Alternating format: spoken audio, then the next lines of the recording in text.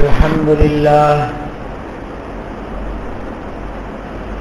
لله نحمده ونستعينه ونستغفره ونؤمن به ونتوكل عليه ونعوذ بالله من شرور أنفسنا ومن سيئات أعمالنا من يهده الله فلا مضل له ومن يضلله فلا هادي له ونشهد أن لا إله إلا الله وحده لا شريك له ونشهد أن سيدنا ومولانا محمد عبده ورسوله وصلى الله تعالى عليه وعلى آله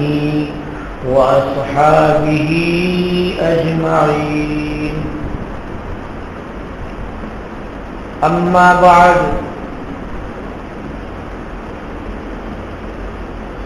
فقال رسول الله صلى الله عليه وسلم أفلا أكون عبدا شكورا وقال الله تبارك وتعالى وقليل من عبادي الشكور وقال الله تعالى لئن شكرتم لأزيدنكم ولئن كفرتم إن عذابي لشديد آمنت بالله صدق الله العظيم وصدق رسوله النبي الكريم ونحن على ذلك من الشاهدين والشاكرين برادران اسلام، اللہ رب العالمین کی نعمتیں ہمارے اوپر عام ہیں اور تام ہیں۔ ہر جگہ اللہ تبارک و تعالیٰ کی نعمت پھیلی ہوئی ہے۔ نعمت کا مطلب کبھی آدمی سمجھتا ہے صرف مزے کی چیز یہ نعمت ہے، یعنی جس میں نفس کو لطف اور مزہ آتا ہے بس وہی نعمت ہے۔ نہیں بھائیو، ہر وہ چیز جو اللہ تبارک و تعالیٰ کی طرف سے بندے کے فائدے کے لیے ہے وہ نعمت ہے۔ مثال کے طور پر ہم زمین پر بیٹھتے ہیں بغیر بستر کے، ویسے ہی گھاس پہ بیٹھ جاتے ہیں، مٹی پہ بیٹھ جاتے ہیں، یہ بھی اللہ تبارک و تعالیٰ کی نعمت ہے۔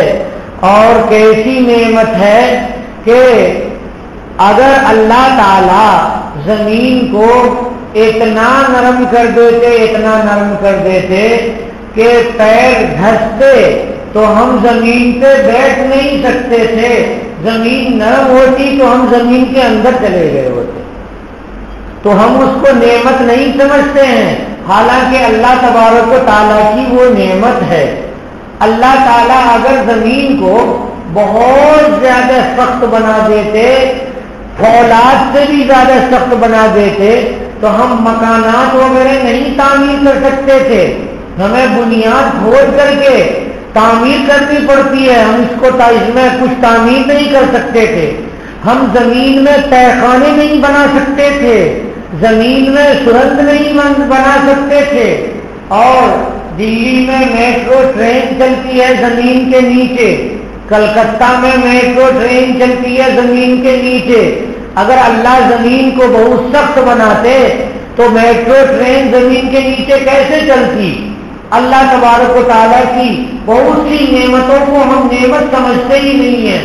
ہم بیٹھے ہوئے ہیں، اللہ تعالیٰ نے ہمارے اعضاء کو بیٹھنے کی طاقت دے رکھی ہے۔ اگر کمر میں کوئی تکلیف ہو جاتی اور صرف بیڈ ریسٹ آپ سے بتاتا کہ سیدھا رہنا ہے اور تخت پہ سونا ہے، چارپائی پہ بھی نہیں سونا ہے، نرم بستر پہ بھی نہیں سونا ہے، تو ہم بیٹھ سکتے تھے؟ نہیں بیٹھ سکتے تھے. تو اللہ تبارک و تعالیٰ کی نعمت ہر وقت ہر جگہ نصیب ہے. صحابہ کرام رضوان اللہ علیہ مجمعین کے پاس بھی اللہ تبارک و تعالیٰ نے بہت سی نعمتیں دی تھیں، لیکن آرام اور سہولت اور کھانے اور پینے اور برتنے کی جو نعمتیں ہم لوگوں کو نصیب ہیں، یہ صحابہ کرام کو نہیں نصیب ہوئی تھی. صحابہ کرام اللہ رب العالمین کے نہایت منتخب بندے تھے، لیکن اللہ تبارک و تعالیٰ نے ان کو اتنی نعمتیں نہیں دی تھی جتنی نعمتیں ہم پا رہے ہیں. تو اس لیے ہمیں اللہ رب العالمین کا بہت زیادہ شکر ادا کرنا چاہیے. سانس لیتے ہیں تو ایک نعمت اور سانس چھوڑتے ہیں تو ایک نعمت. اگر کوئی گننا چاہے تو کیا سانس کی گنتی گن سکتا ہے؟ نہیں گن سکتا ہے. کہ انسان سانس کب لینا شروع کیا تھا؟ جب ماں کے پیٹ میں تھا 120 دن کا، تب سے وہ سانس لینا شروع کیا تھا. مرنے کے وقت تک وہ سانس لیتا رہے گا. پلک جھپکنے کی نعمت اللہ کی ایسی ہے کہ اس کو بھی شمار نہیں کر سکتے. اللہ تبارک و تعالیٰ نے ارشاد فرمایا ان تعدوا نعمت اللہ لا تحصوها، اگر تم اللہ کی نعمت کو شمار کرنا چاہو، یعنی ایک نعمت کو تم گننا چاہو تو بھی گن نہیں سکتے. سانس لینے کی نعمت، سانس چھوڑنے کی نعمت اور پلک جھپکنے کی نعمت کتنی بڑی نعمت ہے، ہم نہیں گن سکتے. دل کی جو حرکت ہے اور خون کا سرکولیشن ہے، اس کو بھی ہم گن نہیں سکتے. اللہ رب العالمین کی کیا کیا نعمتیں ہمارے سامنے ہیں. ہم پیٹ بھر کر کے کھاتے ہیں. صحابہ کرام کو پیٹ بھر کر کے کھانا نصیب نہیں ہوتا تھا. جناب محمد رسول اللہ صلی اللہ علیہ وسلم اپنے حجرہ مبارکہ سے نکل رہے ہیں. حضرت ابو بکر صدیق اور حضرت عمر بھی اپنے گھر سے نکل رہے ہیں. ملاقات ہوتی ہے. رسول اللہ صلی اللہ علیہ وسلم پوچھتے ہیں ماں اخرجکما، تم دونوں کو کون سی ضرورت گھر سے باہر لے آئی ہے، کیوں گھر سے باہر آ گئے ہو؟ ان دونوں نے کہا الجوع یا رسول اللہ، اے اللہ کے نبی بھوک سے پریشان ہو کر کے گھر سے نکل گیا ہوں، پیاس کی شدت کی وجہ سے گھر سے نکل گیا ہوں. کئی دن سے انہیں کھانا نصیب نہیں ہوا تھا.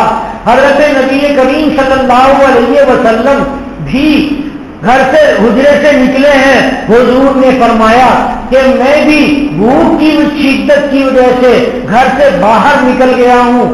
اللہ کے نبی صلی اللہ علیہ وسلم سرور دو عالم ہیں اور کونین کے سردار ہیں. اللہ کے بعد کا درجہ ہے. اللہ تبارک و تعالیٰ کی نعمتیں سرکار دو عالم صلی اللہ علیہ وسلم کو کھانے کی بھی مکمل نصیب نہیں ہو رہی ہے. میں روحانی نعمت کا تذکرہ نہیں کر رہا ہوں، مادی نعمتوں کا تذکرہ کر رہا ہوں. ہمارے جیسے پلنگ حضور کو نصیب نہیں ہوئے تھے، گدے صحابہ کرام کو ملے نہیں تھے، ایسی مسجد ہمیں صحابہ کرام کو نہیں ملی تھی کہ پنکھے چل رہے ہیں، قدرتی طور پہ بجلی سے پنکھے چل رہے ہیں. صحابہ نے سوچا بھی نہیں ہوگا. ٹھنڈے اے سی میں ہم نماز پڑھتے ہیں، صحابہ کرام نے تصور نہیں کیا ہوگا. ہم فریج کا ٹھنڈا پانی پیتے ہیں، صحابہ نے اتنا تصور تک نہیں کیا ہوگا. صحابہ کرام کے پاس تو پورے بدن کپڑے بھی نہیں ہوتے تھے. صحابہ کرام جو غریب تھے وہ پیچھے بیٹھ جاتے تھے اور تاکہ پورے بدن پہ کپڑے نہیں ہیں، کہیں بدن کا کوئی حصہ کھلے گا تو حضور کو نظر نہ آ جائے. یہ تھی صحابہ کرام کی حالت. نبی کریم صلی اللہ علیہ وسلم نے جب کسی موقع سے ارشاد فرمایا کہ مسجد تو ایسی ہوگی کہ قالینیں بچھی ہوئی ہوں گی اور ایسا ہوگا، دولت کو اور مزے کو اور اللہ کی نعمت کی کثرت کو نبی کریم صلی اللہ علیہ وسلم نے ذکر کیا تو سارے صحابہ کرام کو تعجب ہوا. کیوں تعجب ہوا؟ اس لیے کہ وہ کیچڑ میں سجدہ کرتے تھے اگر بارش ہو جاتی تھی، اور صحیح طور سے مسلح بھی نصیب نہیں ہوتے تھے نہ، حضور کی جو مسجد تھی وہ ویسے ہی اوپر سے کھجور کے پتے ڈال دیے گئے تھے، نیچے سے کھجور کے درخت کھڑے کر دیے گئے تھے۔ نبی کریم صلی اللہ علیہ وسلم کے صحابہ کا ذکر پڑھیے جا کر کے، معلوم ہوگا کہ ان کو پیٹ بھر کھانا نصیب نہیں ہوتا تھا۔ اتفاق سے ایک صحابی کو ڈکار آ گئی، سارے صحابی تعجب کرنے لگے کہ اچھا اس کا مطلب یہ ہے کہ پھول کھا لیا ہے اس نے، یعنی آج تو ہم مسجد میں آتے ہیں رمضان میں، او ہو عشاء کی مغرب کی نماز میں بیکار، عشاء کی نماز میں بیکار، فجر کی نماز میں بیکار، اور ظہر کی نماز میں وہ گندی وہ بدبودار بیکار کھا کھا کے تباہ ہو رہے ہیں، بیماریاں پیدا کر لے رہے ہیں۔ لیکن صحابہ کرام کی زندگی کو دیکھیے کہ پیٹ بھر کر کے کھانا اتفاق سے کسی صحابی کو نصیب ہوا، بیکار آئی تو سب کو تعجب ہونے لگا۔ نبی کریم صلی اللہ علیہ وسلم کا گھر ہے، صحیح روایت موجود ہے کہ کھجور اور پانی، کبھی کھجور ملی اور کبھی پانی نصیب ہوا، بس اسودین سے کام چلتا تھا۔ اسود کے معنی کالا، پانی کا رنگ بھی ایک لحاظ سے کالا جیسا ہوتا ہے، کھجور کا رنگ بھی کالا جیسا ہوتا ہے، تو اسودین اس کو عربی میں کہتے ہیں۔ اسودین پر 2 مہینے گزر جاتے تھے، چولہا جلا کر کے روٹی پکانے کی نوبت نہیں آتی تھی۔ حضرت فاطمہ رضی اللہ تعالی عنہا ہے، آٹا آیا، حضرت علی رضی اللہ تعالیٰ عنہ آٹا لائے، حضرت فاطمہ نے روٹیاں پکائیں، 4 روٹیاں پکائی، ایک روٹی حضرت حسن کو دیا، دوسری روٹی حضرت حسین کو دیا، تیسری روٹی حضرت علی کو دی، اور چوتھی روٹی خود لے کر کے کھانے لگی۔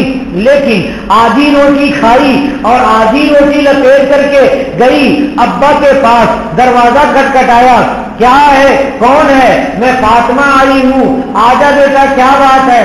ابو میں نے آج روٹی پکائی تھی، میں نے سوچا کہ شاید آپ بھوکے ہو، آپ نے کھایا نہ ہو تو یہ روٹی لے لیجیے، نوش فرمائیے۔ نبی کریم صلی اللہ علیہ وسلم بہت خوش ہوئے، کہنے لگے بیٹی 2 دن سے کوئی لقمہ نہیں لیا۔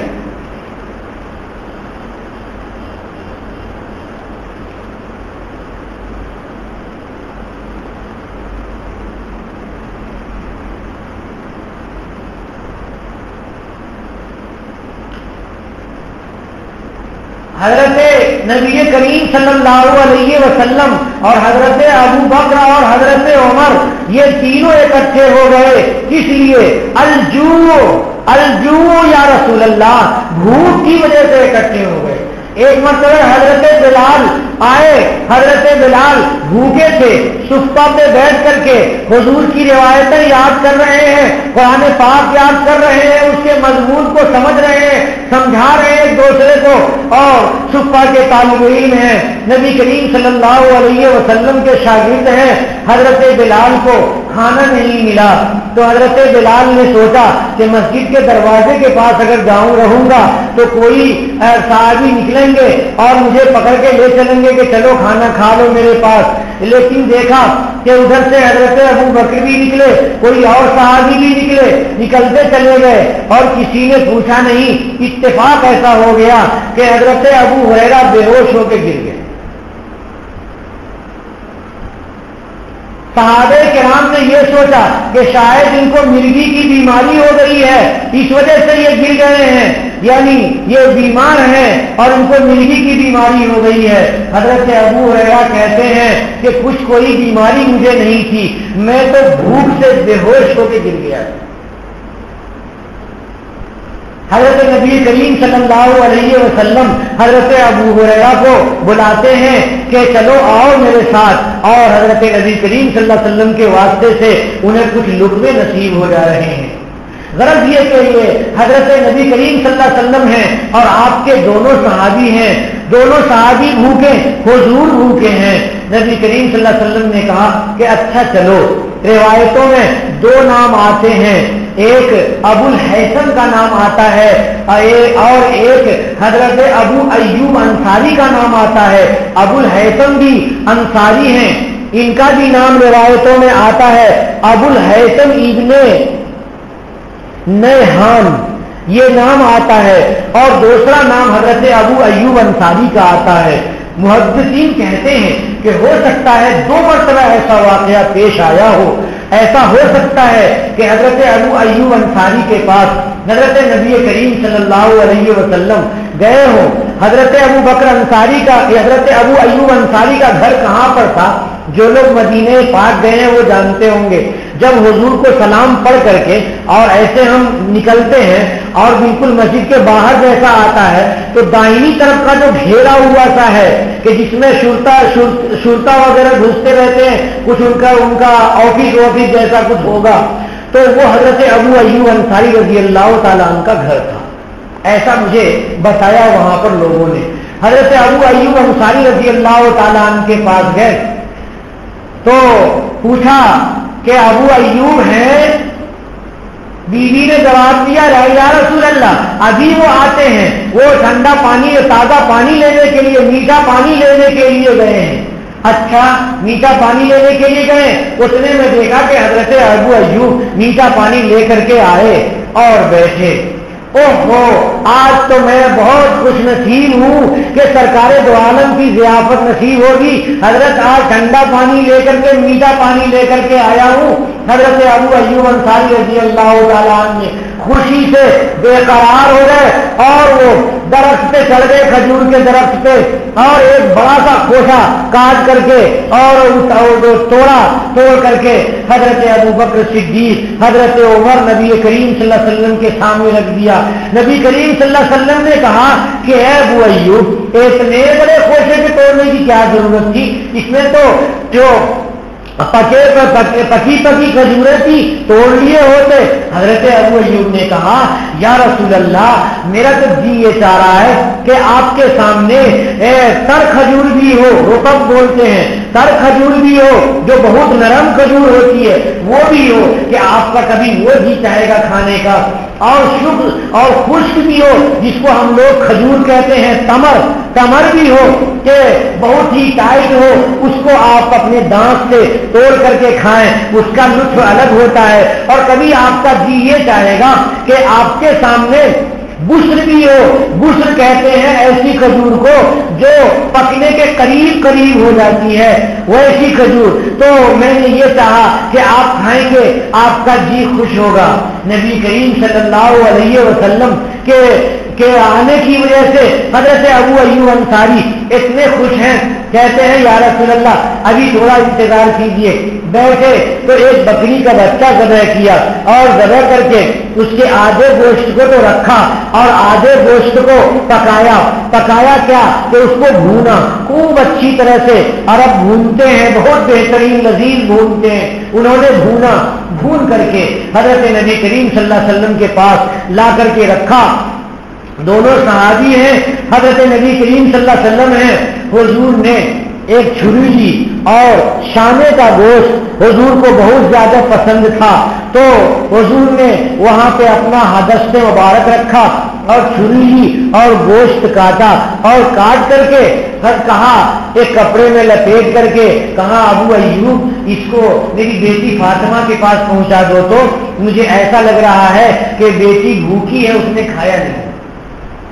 حضرت نبی کریم صلی اللہ علیہ وسلم دے رہے ہیں، حضرت ابو ایوب انصاری پہنچانے کے لیے گئے تو معلوم ہوا کہ حضرت فاطمہ بھی بھوکی تھی، پتہ نہیں کیا وقت سے بھوکی تھی، کھانا نہیں ملا تھا۔ حضرت نبی کریم صلی اللہ علیہ وسلم نے گوشت کھایا اور صحابہ نے بھی کھایا اور پھر کھجوریں کھائیں، اور یا ایسا لگتا ہے کہ پہلے کھجوریں انہوں نے کھائی ہوں گی اور پھر پانی نوش کیا۔ نبی کریم صلی اللہ علیہ وسلم نے فرمایا وَلَتُسْأَلُنَّ، قرآن کی آیتیں ہیں، عَنِ النَّعِيمِ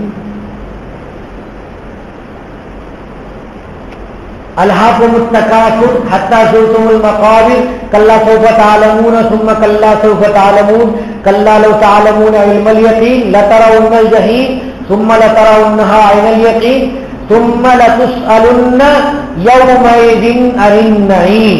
حضور نے ارشاد فرمایا لتسألن یومئذ عن النعیم، کہ تمہیں اس آرام کے بارے میں بھی قیامت کے دن ضرور ضرور پوچھا جائے گا۔ صحابہ کرام نے تعجب کیا، یا رسول اللہ، اتنی بھوک کی شدت کے بعد جو ہمیں یہ کھانا نصیب ہو رہا ہے، اس کے بارے میں بھی سوال ہوگا اللہ تبارک و تعالیٰ کے یہاں؟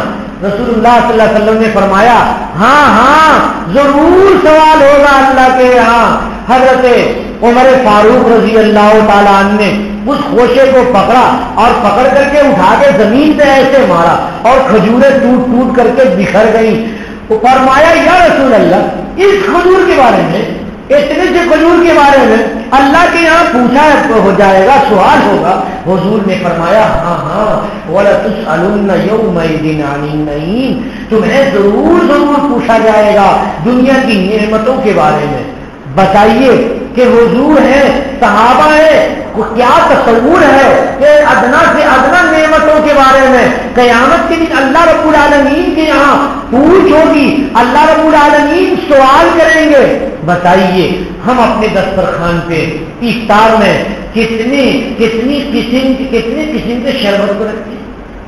شربت کی کتنی قسمیں ہوتی ہیں، ہاں، کہ یہ کیا ہے تو یہ فلاں جوس ہے، اور یہ کیا ہے تو تخم بالنگر کا شربت ہے، یہ کیا ہے دودھ کا شربت ہے، اور یہ کیا ہے تو آپ کے یہاں جو آش بناتے ہیں گنجی وہ ہے، اور یہ کیا ہے تو یہ دودھ کا شربت ہے، اور یہ کیا ہے تو اتفاق سے مارکیٹ میں یہ نئے قسم کا شربت ہے، تو ہم نے سوچا کہ دسترخوان پہ اس کو بھی رکھ لیں۔ یہ کیا ہے تو یہ فلاں پکوڑا ہے، اور یہ کیا ہے تو یہ فلاں ہے۔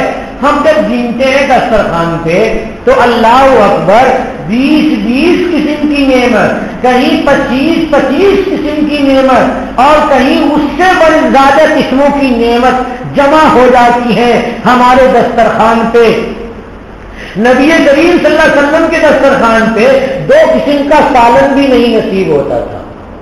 صحابہ کرام کو ایک روٹی کے ساتھ اگر وہ کوئی چیز نصیب ہو گئی، سرکہ اگر پا لیا، نبی کریم صلی اللہ علیہ وسلم کو سرکہ بہت پسند تھا۔ اس کا یہ مطلب تھوڑی نہ تھا کہ ایک طرف بریانی ہو اور دوسری طرف سرکہ ہو تو سرکہ کھائیں گے، یہ مطلب نہیں تھا۔ مطلب یہ ہے کہ نبی کریم صلی اللہ علیہ وسلم کو بمشکل روٹی کے ساتھ سرکہ مل جاتا تھا، اسی سے حضور خوش ہو جاتے تھے۔ الحمدللہ، اللہ تبارک و تعالیٰ کی نعمت ہے۔ حضرت نبی کریم صلی اللہ علیہ وسلم نے جب کہا وَلَتُسْأَلُنَّ يَوْمَئِذٍ عَنِ النَّعِيمِ، ضرور بھی ضرور تم سے اس دن اللہ دنیا کی نعمتوں کے بارے میں پوچھا جائے گا، سارے صحابہ کرام جو اس وقت وہاں پر موجود تھے سب گھبرا گئے، کہنے لگے کہ یا رسول اللہ، ایسی یہ جو نعمت ہے ان سب کے بارے میں بھی اللہ رب العالمین سوال فرمائیں گے۔ فرمایا نبی کریم صلی اللہ علیہ وسلم نے، ہاں، اگر تم دعا پڑھ لو تو اس کی مکافات ہو جائے گی۔ وہ دعا یہ ہے، الحمدللہ الذی هو اسبغنا وانعم علینا وافضل، الحمدللہ الذی هو اسبغ، الحمدللہ الذی هو اسبغنا وانعم علینا وافضل۔ یہ دعا ہے، آسان سی دعا ہے، الحمدللہ الذی هو اسبغنا وانعم علینا وافضل۔ تمام کی تمام تعریف اور تمام کا تمام شکریہ اللہ رب العالمین کے لیے، وہی اللہ رب العالمین جس نے پیٹ بھر کر کے کھلایا، اور وہی اللہ رب العالمین جس نے ہمیں نعمتیں دے دی، اور وہی اللہ رب العالمین جس نے ہمارے اوپر احسان کیا۔ افضل کے معنی احسان کیا۔ اللہ رب العالمین کے دربار میں جب شکریہ کا یہ نذرانہ پیش کرتا ہے بندہ اچھے کھانے کھانے کے بعد، تو اچھے کھانے کی مکافات ہو جاتی ہے۔ مکافات کا مطلب یہ ہے کہ اللہ تبارک و تعالیٰ بندے کو وہاں پہ گرفت نہیں فرمائیں گے، یہ ہوگا کہ اس بندے کو نعمت ملی تو اس بندے نے اللہ کا میرا شکریہ ادا کیا، تو اچھے بندوں میں شامل کر لیں گے اللہ تبارک و تعالیٰ۔ اچھا کھانا کھلایا، بندے نے شکریہ ادا کیا تو اللہ تبارک و تعالیٰ اچھے بندوں میں شامل کر لیں گے۔ آج ہم افطار کی کثرت میں اور بھوک کی وجہ سے اور ایسا دھیان دیے رہتے ہیں اپنے دسترخوان پہ کہ اس وقت اللہ دعا قبول فرماتے ہیں، دعا بھی نہیں کرتے ہیں، اور افطار کی چھوٹی سی دعا ہے وہ بھی نہیں کرتے ہیں اور سیدھے کھانے پہ ہاتھ ڈال دیتے ہیں۔ یہ کیا بات ہے؟ یہ ہوس ہے اور یہ تن پرستی ہے۔ اصل تو اللہ رب العالمین کی بارگاہ میں جب ہم روزے کو پیش کر رہے ہیں تو اس وقت سب سے پہلے اللہ کا شکر ادا کریں، دعا کریں اور اس کے بعد افطار کریں۔ اللہ تبارک و تعالیٰ اللہ کے نبی صلی اللہ علیہ وسلم کے ذریعے ہمیں سب کچھ سکھا رہے ہیں، انبیاء کرام سب کچھ سکھا رہے ہیں۔ نبی کریم صلی اللہ علیہ وسلم نماز پڑھ رہے ہیں، حضرت عائشہ کہتی ہیں کہ اتنی لمبی کیوں نماز پڑھ رہے ہیں کہ آپ کے پیر سوج گئے اور آپ کے پیر پھٹ گئے یا رسول اللہ، کئی گھنٹے تک آپ نماز میں کھڑے رہتے ہیں۔ تو حضور نے فرمایا افلا اکون عبدا شکورا، کیا میں اللہ کا بہت بڑا شکر گزار بندہ نہ بن جاؤں؟ نبی کریم صلی اللہ علیہ وسلم سکھا رہے ہیں۔ حضرت سلیمان علیہ السلام کے بارے میں آتا ہے کہ انہوں نے دعا کی ربی اوزعنی ان اشکر نعمتک التی انعمت علی وعلی والدی وان اعمل صالحا ترضاه، اے میرے پروردگار مجھے موقع عنایت فرمائیے کہ میں آپ کی نعمت کا شکر ادا کروں، آپ کی نعمت کا شکر ادا کروں۔ کون سی نعمت کا؟ جو نعمت آپ نے میرے اوپر کی ہے، اور وہ اس نعمت کا جو میرے والدین پہ آپ نے کی ہے۔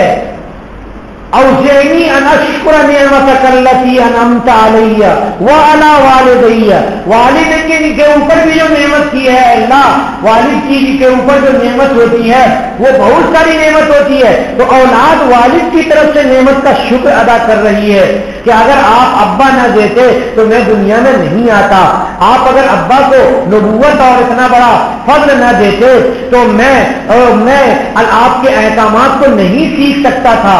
تو رب اوزعنی ان اشکر نعمتک التی انعمت علی وعلی والدی، اس کے بعد کہتے ہیں اور اللہ توفیق دیجیے کہ ایسے اعمال کروں جن اعمال سے آپ راضی ہو جائیں، وَأَنْ عَمَلَ صَالِحًا تَرْضَاهُ، ایسے اعمال کریں جن اعمال سے اے اللہ آپ راضی ہو جائیں۔ اللہ رب العالمین اگر راضی ہو گئے تو پھر کیا کہنا ہے؟ لیکن بندہ جب بہت بھوک لگی ہوئی ہے اور لے کر کے بہت ٹائٹ کھا لیا، اس کے بعد سویا عشاء کے بعد فجر کی نماز چھوٹ گئی، اور اگر بھوکا ہے تو نیند ہی نہیں آ رہی ہے، کہہ رہا اللہ مجھے کھلا دیجیے، اور جب اللہ نے بہت اچھا کھانا کھلا دیا تو فجر کی نماز غائب ہو گئی۔ بھائیوں، اللہ رب العالمین ارشاد فرماتے ہیں حقیقت یہ ہے کہ اے بندو میں ہر چیز تمہاری مرضی کے مطابق دے دوں، ہر نعمت تم کو دے دوں، مگر ہوگا کیا؟ وہ نتیجہ قلیل من عبادی الشکور، تھوڑے سے بندے شکر کرنے والے ہوتے ہیں، ورنہ تو اکثر بندے کوئی شکر اللہ تبارک و تعالیٰ کا نہیں کرتے۔ اللہ رب العالمین جب کوئی پریشانی ڈال دیتے ہیں تو اس پریشانی کے حل کرنے کے لیے تڑپتا رہتا ہے، انسان پریشان رہتا ہے، اور جب اللہ تعالیٰ کی نعمت پہلے آئی تھی اس وقت شکریہ نہیں ادا کیا، اور جب اللہ نے پریشانی سے نکال دیا پھر وہی حال۔ کتے کی دم پہلے بھی ٹیڑھی تھی اور بعد میں بھی ٹیڑھی رہ گئی۔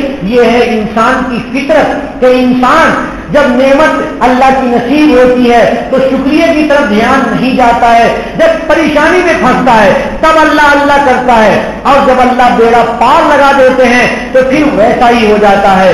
اذا رکبوا فی الفلک دعوا اللہ مخلصین لہ الدین، جب وہ کشتی میں سوار ہوتے ہیں اور کشتی بھنور میں پھنس جاتی ہے تو صرف اللہ اللہ سے دعا کرتے ہیں، اے اللہ تیرے علاوہ کوئی نہیں بچا سکتا، کوئی بھی نہیں بچا سکتا، میری جان بچا لے اے اللہ۔ وہاں پر دعوا اللہ مخلصین لہ الدین، اور جب اللہ تبارک و تعالیٰ بیڑا پار کر دیتے ہیں فَإِذَا کیا ہے فَإِذَا هُمْ يُشْرِكُونَ، जहां कश्ती किनारे लगी तो बस जा गए चले, बूतों की पूजा की। ए लात तेरा शुक्रिया, तूने बचा लिया। ए मनात तेरा शुक्रिया, तूने बचा लिया। ए उज्जा तेरा शुक्रिया, तूने बचा लिया। अब लो, उस वक्त तो कहते कि लात आओ बचाओ, तो लात बचाता नहीं, आकर लात मार करके और डुबो देता पानी में। लेकिन अल्लाह रब्बुल आलमीन का फضل हो गया, बच गया बंदा। उस वक्त उज्जा को बुलाते, उज्जा गले दबा देता और नहीं वो बचा सकता था। अल्लाह रब्बुल आलमीन ने महज अपने फضل करम से बचाया। लेकिन जब बंदा कश्ती पे सवार होने से पहले शरारत कर रहा था और जब कश्ती मौत की शक्ल में सामने आई, भंवर में फंस गई, तो अब अल्लाह अल्लाह कर रहा है। फिर कश्ती बाहर गई तो फिर कश्ती किनारे लगी और बाहर चला गया, फइज़ा हुम युश्रिकून, तो फिर वही हाल है।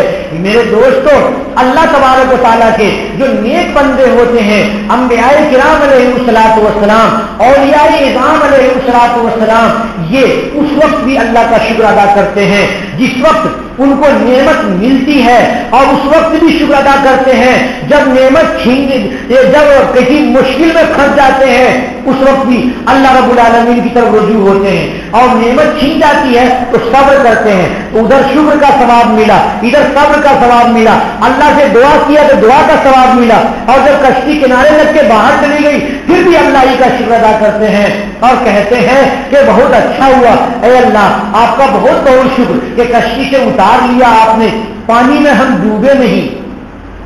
भाइयों, जब सफर करते हैं, अब तो कश्ती का सफर कम होता है, हवाई जहाज का सफर होता है। हवाई जहाज में बैठे हैं, थोड़ी देर के बाद हवा आती है, तो हवा की वजह से थोड़ी हरकत सी होती है, तो पायलट ऐलान करवाता है कि मौसम के खराब होने की वजह से आप हजरात को पाबंद किया जाता है कि अपने कमर के बेल्ट को टाइट बांध करके अपनी अपनी जगह में बैठे रहें। कोई आदमी चले फिरे नहीं, इस्तिंजा बैतुल खला बंद है, कोई आदमी जा नहीं सकता है, जो जहां है वहीं पर अपनी अपनी सीटों पे बैठा रहे। तो उस वक्त सबकी तबीयत परेशान हो जाती है और दिल की कैफियत बदल जाती है। बहुत से लोग ब्लड प्रेशर के से परेशान होने लगते हैं और बाद लोग तसव्वुरात में इतने परेशान होते हैं कि ऐलान होने लगता है कि अगर कोई डॉक्टर साहब हो तो जल्दी हमारा ताउन करें। तो हमारे बाजू में एक डॉक्टर साहब बैठे हुए थे, उन्होंने कहा, खड़े हो गए कि क्या बात है बताइए। तो उनको ले जा करके और दिखाया तो एक कमजोर खातून थी और उस खातून को जल्दी से ऑक्सीजन वगैरह लगाया, वेंटिलेटर वगैरह लगाया, तो उसने सांस वास लिया और फिर कोई दवा उन्होंने दी और कहा कि इंशाअल्लाह उतरने तक कोई मसला नहीं होगा, उतरने के बाद फिर इनको हॉस्पिटल में रखा जाएगा। गरज ये कि उस वक्त अल्लाह रब्बुल आलमीन को अल्लाह की इंसान याद करता है, बहुत खुलूस से याद करता है, क्योंकि वो मुसीबत में फंस गया है। सिर्फ अल्लाह रब्बुल आलमीन मुसीबत से बचा सकते हैं। भाइयों, नहीं, मुसीबत आने से पहले भी अल्लाह रब्बुल आलमीन है और मुसीबत के वक्त में भी अल्लाह रब्बुल आलमीन है, मुसीबत से निकलने के बाद भी वही अल्लाह रब्बुल आलमीन है। इसलिए जितनी नेमतें मिलती हैं उन नेमतों का शुक्र हमें करना चाहिए और शुक्र हमें बच्चों को सिखाना चाहिए। बच्चे छोटे छोटे हमारी माओं के की गोदों में पलते हैं और वो थैंक यू वगैरह तो सीख रहे हैं मगर जज़ाकल्लाह नहीं सीख रहे हैं। भाइयों, थैंक यू सिखाओगे ना तो उसमें थोड़ा सा शुक्र अदा होगा और वो अल्लाह रब्बुल आलमीन उससे खुश नहीं होंगे। अल्लाह रब्बुल आलमीन तो हुजूर के बताए हुए अल्फाज से खुश होते हैं। इसलिए बंदे को सिखाओ, अपने बच्चे को सिखाओ, जज़ाकल्लाहु खैरा, जज़ाकल्लाह कहना सिखाओ। जज़ाकल्लाह कहना सीखेगा तो उससे दो सवाब होगा। एक तो ये है कि अल्लाह तबारक व तआला खुश होंगे कि ये बंदा शुक्रिया अदा कर रहा है सामने वाले बंदे का, और दूसरा फायदा ये होगा कि अल्लाह रब्बुल आलमीन उसको बदला देंगे। जिस आदमी ने भी कुछ एहसान किया है उसको अल्लाह रब्बुल आलमीन अपने खजाने से बदला अता कर देंगे। और फायदा एक और होगा اللہ کے نبی صلی اللہ علیہ وسلم نے فرمایا من لم یشکر الناس لم یشکر اللہ، جو بندے کا شکر ادا نہیں کرتا وہ اللہ کا بھی شکر نہیں ادا کرتا۔ ہم لوگ اپنی زبان بالکل بند رکھتے ہیں اور شکریہ نہیں بولتے ہیں۔ آپ کے علاقے میں تھوڑا موڑا بولتے بھی ہیں، ہمارے یہاں بالکل نہیں بولتے، بالکل زبان بند، شکریہ بھی نہیں کہتے، جزاک اللہ کہاں سے کہیں گے، کچھ بھی نہیں کہتے ہیں لوگ۔ یہ بات ہوتی ہے بھائیوں، اپنی زبان ہلانے سے برکت ہوتی ہے، اللہ رب العالمین خوش ہوتے ہیں۔ ہمیں جب اللہ کی نعمت نصیب ہو فوراً ہم کہیں الحمدللہ اللہم لک الحمد ولک الشکر، اے اللہ تیری تعریف ہے، تیری حمد ہے اور تیرا شکریہ ہے کہ تو نے یہ نعمت عطا کی۔ اللہ تبارک و تعالیٰ کی نعمت جب جب حاصل ہو دل کے اندر یہی جذبہ ہونا چاہیے، یہی جذبہ ہونا چاہیے، اللہ رب العالمین شاکرین میں شامل فرما لیں گے، اللہ رب العالمین اپنے نیک بندوں میں شامل فرما لیں گے۔ کبھی کبھی آدمی بہت عبادت کرتا ہے تو وہ سوچتا ہے کہ ارے اب تو جتنی عبادت کر لی ہے اب تو اللہ کو جنت دینی پڑے گی، کیسے نہیں دیں گے، اتنی پوری عمر میں نے عبادت میں کٹا دی، اب جنت دینی پڑے گی۔ بھائیوں نہیں، عبادت پہ غرہ بھی نہیں ہونا، عبادت پہ فخر اور گھمنڈ بھی نہیں کرنا۔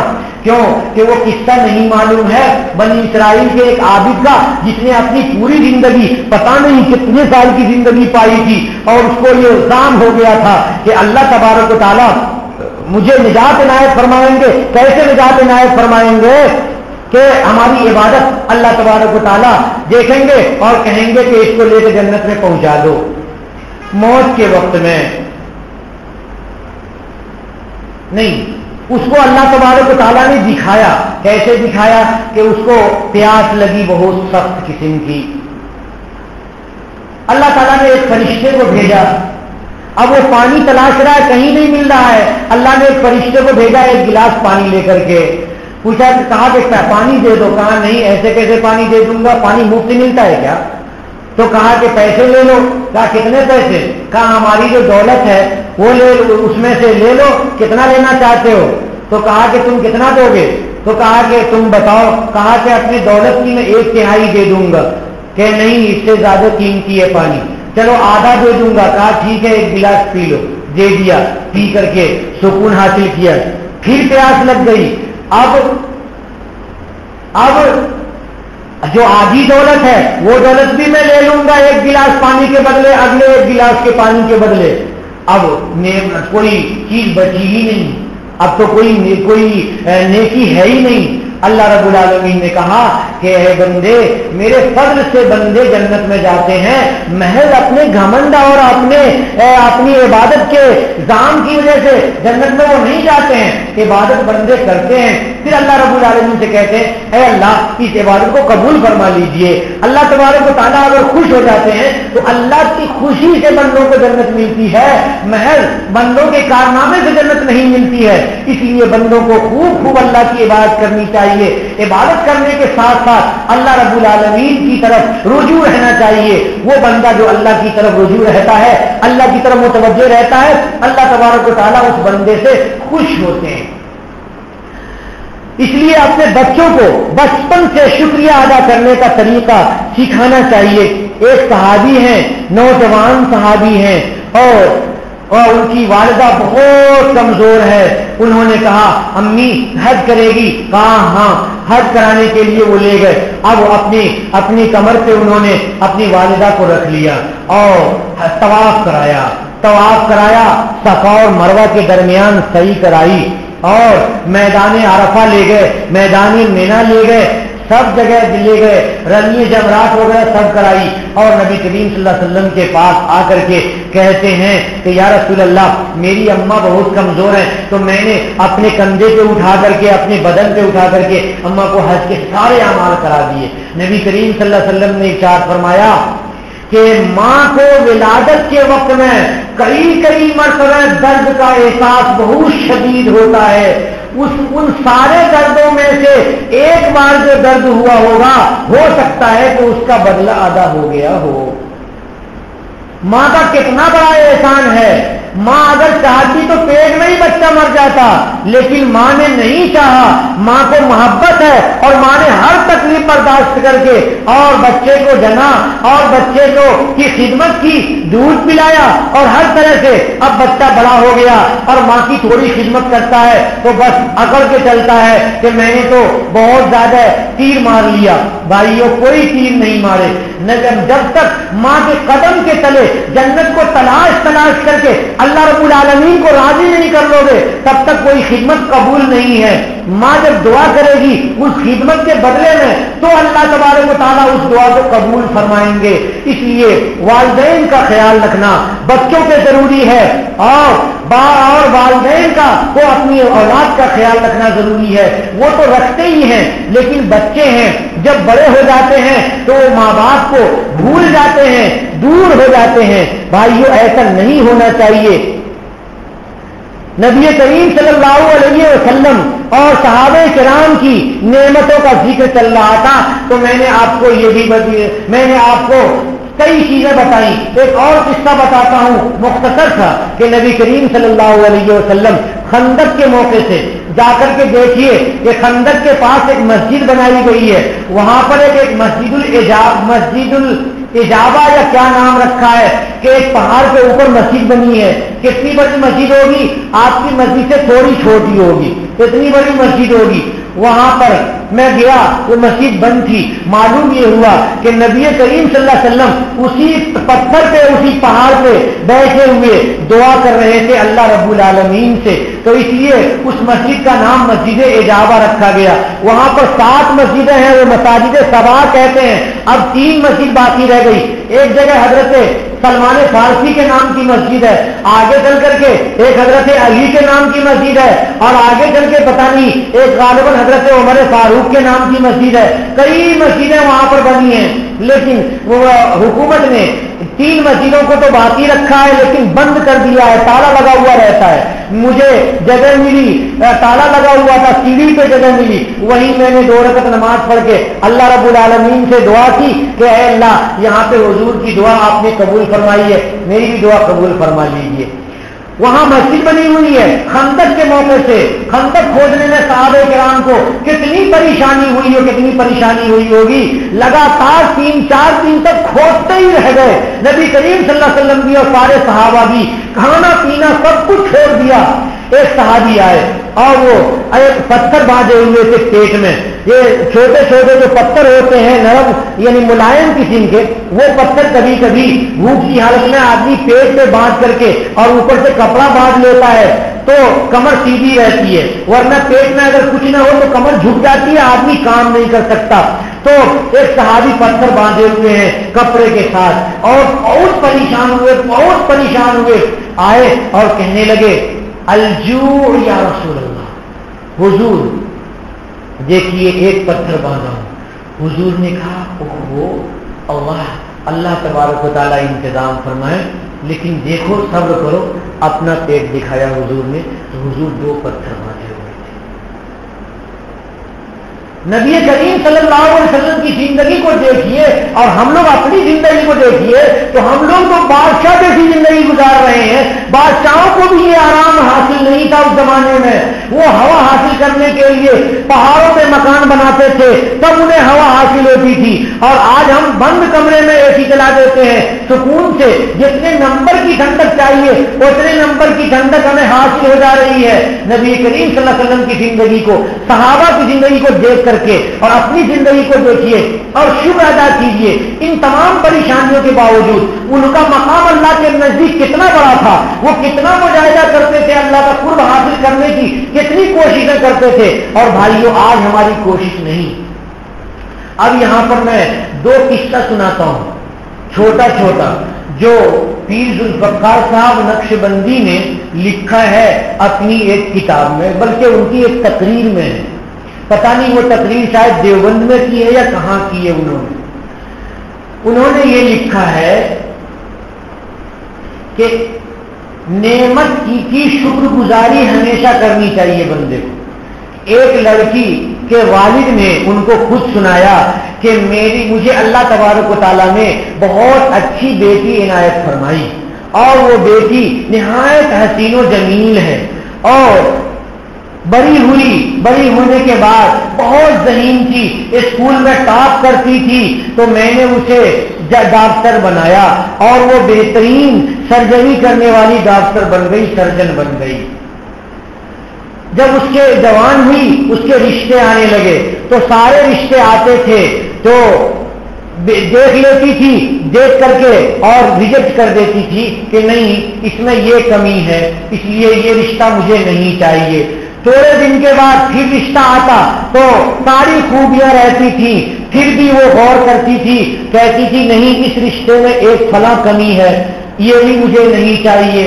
ریجیکٹ کرتے کرتے کافی دن گزر گئے تو ایک مرتبہ ایسا ہوا کہ آپریشن کرنے میں انہوں نے کوئی کیمیکل لگایا ہاتھ میں اور اس کیمیکل سے ہاتھ نہایت خراب ہو گیا، جیسے کہ بوڑھے آدمی کا ہاتھ بہت چمڑے سکڑ جاتے ہیں اور خراب ہو جائے ویسے چمڑے ہو گئے، اوپر کے چمڑے۔ اب جب ایسا ہو گیا تب وہ ہاتھ کے لیے دوائیں کرنے لگی، مختلف قسم کی دوائیں کی، کچھ بھی فائدہ نہیں ہوا۔ اب وہ دستانے پہن کر کے رہتی ہے۔ اب جب رشتے آتے ہیں، رشتے ہم تلاشتے ہیں تو کوئی بھی رشتہ آتا ہے تو معلوم ہوتا ہے کہ ہاتھ کے چمڑے خراب ہو گئے یہاں تک تو رشتہ کٹ ہو جاتا ہے، پھر دوسرا آتا ہے وہ ختم ہو جاتا ہے۔ 35 سال کی عمر ہو گئی ہے اور کوئی رشتہ اب نہیں آ رہا ہے۔ کیوں بھائیو؟ یہ اللہ کی نعمت کی ناشکری ہے۔ یہ جو رشتے آتے ہیں نا یہ اللہ رب العالمین کی طرف سے آتے ہیں تو چوائس کرنے کے لیے آدمی کو بہت زیادہ باریکی میں نہیں جانا چاہیے۔ ہر آدمی سوچتا ہے کہ میرا داماد تو بالکل شہزادہ ہو۔ بھائی اگر ہر ایک شہزادہ ہی ہوگا تو پھر دوسرے رشتے کو کہاں ہوں گے؟ دوسرے رشتے کون کریں گے؟ بہت سے لوگ لڑکیوں کو تلاشتے ہیں تو اتنی شرطیں لگا دیتے ہیں کہ جیسے معلوم ہوتا ہے کہ ساری کی ساری دنیا کی عورت کی خوبی اسی کی بہو میں ہونی چاہیے۔ ایسا نہیں۔ ہمارے مفتی صاحب نے، مفتی ظفیر الدین صاحب رحمۃ اللہ علیہ نے رشتہ تلاشنے کا بہت اچھا طریقہ بتایا۔ کہا رشتہ تلاشنے کے لیے جاؤ تو پہلے شیشہ دیکھ لو، اپنا منہ دیکھ لو، بس رشتہ تلاشو جا کر کے۔ تمہارے منہ جیسا منہ اللہ نے پیدا کیا ہو۔ اب تو تم رہتے ہو کالے کٹ ہوتے اور چاہتے ہو کہ گوری ناری بیوی چاہیے، اور تم رہتے ہو جاہل اور چاہتے ہو بیوی پڑھی لکھی چاہیے۔ تم رہتے ہو تمہارے حالات الگ ہیں اور بیوی سے چاہتے ہو کہ بہت بڑی مالدار گھر کی آئے اور ساری دولت سمیٹ کر کے اور لے کر کے چلی آئے اور میں بھی مالدار ہو جاؤں۔ بھائیو یہ سب غلط طریقے رشتہ تلاشنے کے۔ رشتہ تلاشنے کا صحیح طریقہ یہ ہے اپنے احوال پہ آپ غور کیجئے، آپ کیسے ہیں اور رشتہ تلاشیے۔ لڑکے والے رشتہ نہیں تلاش رہے ہیں، یہ بھی طریقہ غلط ہے بھائی۔ آپ کے یہاں لڑکے والے کو بھی رشتہ تلاشنا ہے اور لڑکی والے کو بھی رشتہ تلاشنا ہے، اور دونوں رشتے مناسب قسم کے رشتے آ جائیں۔ اللہ کے لیے استخارہ کر لیجئے اور استخارہ کر کے نکاح کر لیجئے، کیونکہ ناشکری سے وہ ہوتا ہے جو قصہ میں نے سنایا، اور چونکہ میرا بیان خواتین بھی سنتی ہیں اس لیے میں نے یہ قصہ آپ کو سنایا کہ لڑکیوں کو کہ رشتہ تلاشنے میں بہت زیادہ باریک نہیں ہونا چاہیے، ورنہ تو عمر ڈھل جائے گی اور رشتے نہیں ہوں گے، اور لڑکوں کو بھی رشتہ تلاشنے میں بہت باریک نہیں ہونا چاہیے۔ بس یہ دعا کرنی چاہیے کہ دل کو سکون دینے والی اور زندگی میں آرام اور راحت رکھنے والی بیوی چاہیے۔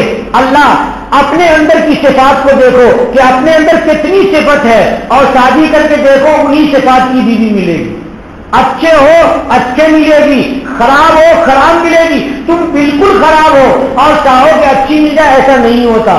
کیوں کہ اللہ تبارک و تعالیٰ نے پیدا کیا الطیبات للطیبین والخبیثون للخبیثات۔ اللہ تبارک و تعالیٰ نے طیبین کے لیے طیبات، اچھوں کے لیے اچھی بیویاں اور خراب کے لیے خراب بیویاں تیار کر رکھی ہیں۔ اس لیے اپنے کو اگر اچھا بنا کر کے رکھ رہے ہو تو بیویاں تمہیں اچھی ملیں گی اور شوہر اچھے ملیں گے، اور اگر خود کو تباہ کر کے رکھا ہے تو وہی تباہی والے بیوی اور تباہی والے شوہر ملیں گے۔ ایسے ہی ہو رہا ہے۔ بے نمازی کو بے نمازی بیوی ملتی ہے اور نمازی کو نمازی بیوی ملتی ہے، الا ماشاءاللہ کسی کو کچھ ہو جائے۔ بھائیو اس لیے احتیاط کرو، اپنی زندگی شکر گزاروں جیسی بناؤ۔ اللہ کے نبی صلی اللہ علیہ وسلم اور صحابہ کرام اور انبیاء اعظام علیہ الصلوۃ والسلام نے یہی سبق پڑھایا ہے۔ اسی طرح سے خواتین کو خاص طور سے اپنی زبان کو قابو میں رکھنا چاہیے اور اپنی اولاد کو بد دعا نہیں دینی چاہیے۔ پہلے بھی میں نے کہا تھا کبھی اور آج بھی کہتا ہوں، اس پر میں آپ کو ایک واقعہ سناتا ہوں کہ ایک عورت تھی اور اس کو ایک لڑکا پیدا ہوا، بہت اچھا بچہ، بھولا بھالا، لیکن وہ ماں سے بالکل چپکا ہوا رہتا تھا، گود چھوڑتا ہی نہیں تھا، کہیں بیٹھتا ہی نہیں تھا۔ ماں جھلاتی رہتی تھی۔ ایک مرتبہ ماں نے کچھ دے کر کے اس کو بستر پہ چھوڑ دیا اور کہا کہ اس کو تم پیتے رہو کھاتے رہو۔ بچہ لیا، لیکن جب وہ ختم ہو گیا پھر جا کر کے چپک گیا۔ اب ماں غصے میں آئی اور غصے میں کہا کہ تم جب بستر پر گئے تو تم کو سوچتے ہوئے مر جانا چاہیے۔ کیا ہوا؟ اللہ کے یہاں قبول ہو گیا۔ اس وقت اللہ نے مارا نہیں بچے کو، بچہ بڑا ہوا، اچھا خاصا پڑھ لیا اور اچھی خاصی نوکری ہو گئی۔ سارے لوگ کہتے تھے بیٹا ہو تو اس کا جیسا اور بیٹا ہو تو فلاں جیسا، وہ کتنا کما رہا ہے۔ سارے لوگ ان کی دولت کو اور پیسے کو اور اس کو دیکھ کر کے بہت زیادہ رال ٹپکا رہے تھے۔ ایک رشتہ انہوں نے قبول کیا، رشتہ قبول ہو گیا، اب ہونے والا تھا رشتہ، لیکن اتفاق ایسا ہو گیا کہ نکاح سے پہلے بچہ پھسل کر کے گرا سر کے بل اور انتقال ہو گیا۔ اس لیے ماؤں کو اپنی اولاد کو بد دعا نہیں دینی چاہیے، باپوں کو بھی، آباء و اجداد کو بھی اپنی اولاد کو بد دعا نہیں دینی چاہیے اور زبان کو کنٹرول میں رکھنا چاہیے۔ بھائیوں پتہ نہیں کون سا وقت کیسا ہوتا ہے، واٹس ایپ پہ چل رہا تھا، ہو سکتا ہے جھوٹ ہو سکتا ہے سچ ہو، کہ امام سدیس کہتے ہیں کہ میری اماں، میں بہت شرارت کرتا تھا تو اماں کو جب بہت غصہ آیا تو دعا دینے کے بجائے بد دعا دینے کے بجائے دعا دینے لگی۔ دعا دینے کی عادت بھی بعض مائیں بناتی ہیں کہ بچہ بہت ستاتا ہے تب بھی دعا دیتی رہتی ہیں، تو انہوں نے دعا دی کہ اللہ تبارک و تعالیٰ تم کو کعبہ شریف کا امام بنا دے۔ لو، بچے کی شرارت پہ دعا ملی اور آج سدیس کعبہ شریف کے امام بنے ہوئے۔ بادشاہ کے سب سے قریبی بزرگ امام سدیس ہیں۔ بھائیوں میرے کہنے کا حاصل آج کا حاصل یہ ہے کہ اللہ رب العالمین کی نعمتوں کو دیکھ کر کے اللہ کا شکر ادا کرو۔ ایک آدمی بغیر چپل کے آ رہا ہے مسجد، کہہ رہا ہے یا اللہ میں آپ کی مسجد جا رہا ہوں نماز پڑھنے کے لیے اور نماز پڑھنے کے بعد بھی جا رہا ہوں تو چپل میرے پاس نہیں ہے۔ اس کی نگاہ پڑی ایک آدمی پہ جس کے پیر ہی نہیں تھی، کہا الحمدللہ اے اللہ چپل نہیں دیا لیکن پیر تو دے دیا۔ اس لیے بھائیوں اللہ رب العالمین کا شکر ادا کرنا چاہیے۔ ہم بندے ہیں، جب تک ہم شکر نہیں کریں گے تب تک اللہ کے ہم قابل قبول نہیں ہو سکتے ہیں۔ وآخر دعوانا الحمدللہ رب العالمین۔